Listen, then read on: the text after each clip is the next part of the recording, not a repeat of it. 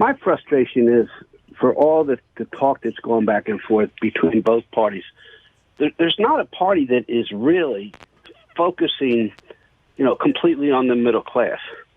I've seen this for a while, and sometimes when President Obama, who I voted for the first time, had those 2 years where he could have put in card check, they didn't, and of course the Republicans, they want to crush the unions as they've doing a pretty good job. They don't just want to; they've been doing it ever since 1981. Exactly. And by the way, the entire Democratic Party. Well, actually, the majority of the Democratic Party, you've got maybe 20 guys, 20 Democrats in Congress who are, basically Republicans.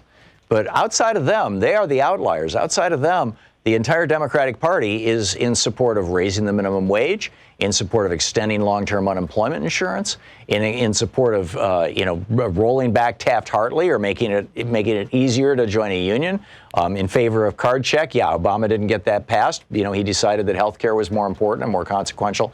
That was a decision he made. I'm not going to second guess him. I wasn't president. But Tom, to say that there's not a political party that's on the side of the average working person is simply wrong. I mean, they had card check, and you said he didn't do it. Raising the minimum wage is going to hurt the middle class through inflation. That's not true. That's not true.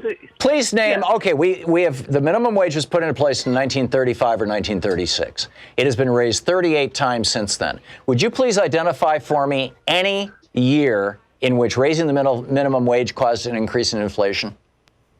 If you double it. I guarantee you that if there was such a year, Tom, you would have that number memorized because it would have been repeated 5,000 times a week by the Republican Party. Raising the minimum wage does not lead to inflation.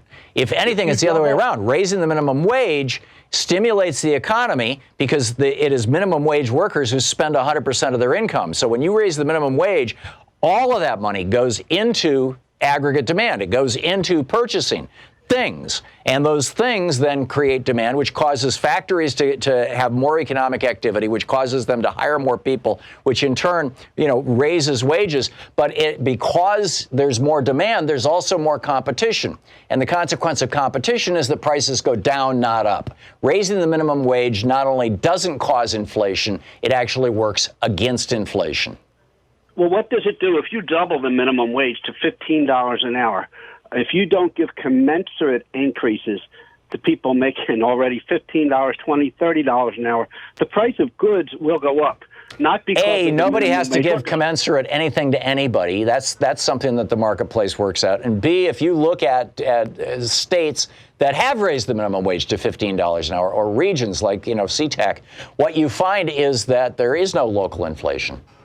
Instead, what you have is local prosperity because people are buying more things, which means that the businesses are more prosperous, which means that they're having to hire more people, which means that more people are working, which means that the economy is growing.